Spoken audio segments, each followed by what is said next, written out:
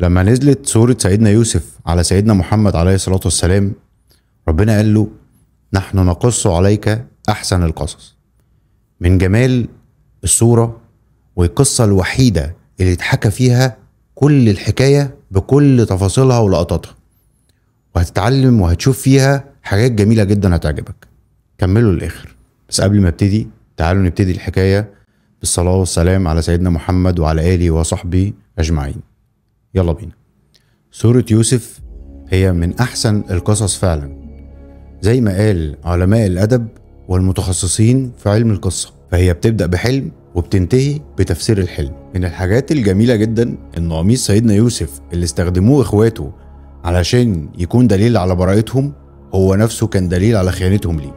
والقميص برضو كان سبب دليل براءته في حادثة امرأة العزيز، والقميص برضو كان سبب رجوع البصر لوالده. من الحاجات الجميلة في القصة بتاعت سيدنا يوسف إنك وانت بتسمعها أو بتقراها بتحس إنك فعلا شايف المشاهد وكأنها بالصوت والصورة، وكأنك عايش جوه الحالة، ولكنها مش مجرد قصة وخلاص، مش مجرد حكاية القرآن بيحكيها لنا عشان نتسلى بيها، ولكن هدفها جه في آخر القصة حينما قال الله تعالى: إنه من يتقي ويصبر فإن الله لا يضيع أجر المحسنين. فمحور القصة الأساسي هو إنك تثق في تدبير الله سبحانه وتعالى. اصبر ولا تيأس.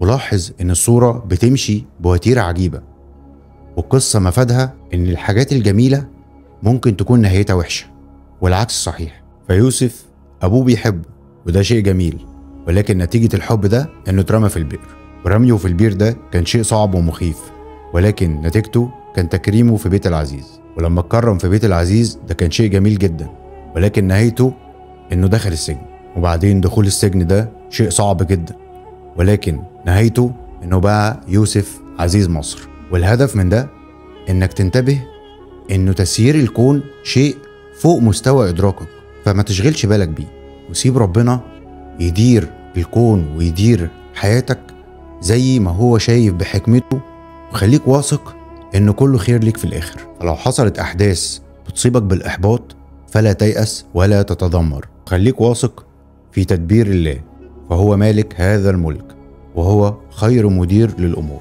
وكمان نستفيد إن احنا ما نفرحش بأي حاجة ممكن يكون ظاهرها فيها الرحمة ولكن باطنها فيها العذاب، والعكس. العجيب إن في هذه الصورة لا تجد ملامح يوسف النبي، ولكن تجدها في صورة غافر. ولكن هنا جت ملامح يوسف الإنسان اللي واجه حياة شديدة الصعوبة منذ طفولته، ولكنه نجح، علشان يعرفنا إن يوسف لم يأتي بمعجزات، ولكنه كان إنسان عادي بس اتقى ربنا فنجح. وهي عظة لكل مسلم مبتلى، وهي أمل لكل واحد نفسه إنه ينجح رغم واقعه المرير. هي أكتر سورة اتحدثت عن اليأس. قال تعالى: فلما استيأسوا منه خلصوا نجيا. والآية اللي بعدها: ولا تيأسوا من روح الله إنه لا ييأس من روح الله إلا القوم الكافرون. والآية اللي بعدها: حتى إذا استيأس الرسل وظنوا أنهم قد كذبوا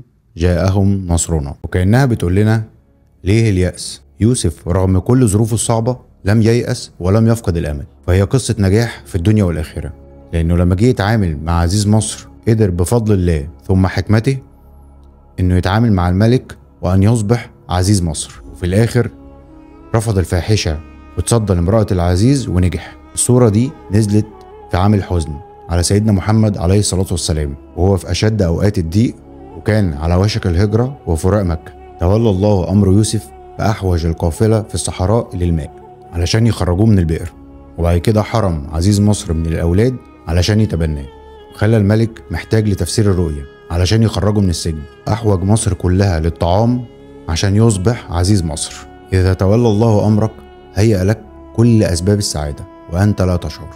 انشروها وشاركوني الأجر. سبحان الله وبحمده عدد خلقه ورضا نفسه وزنة عرشه ومداد كلماته. السلام عليكم.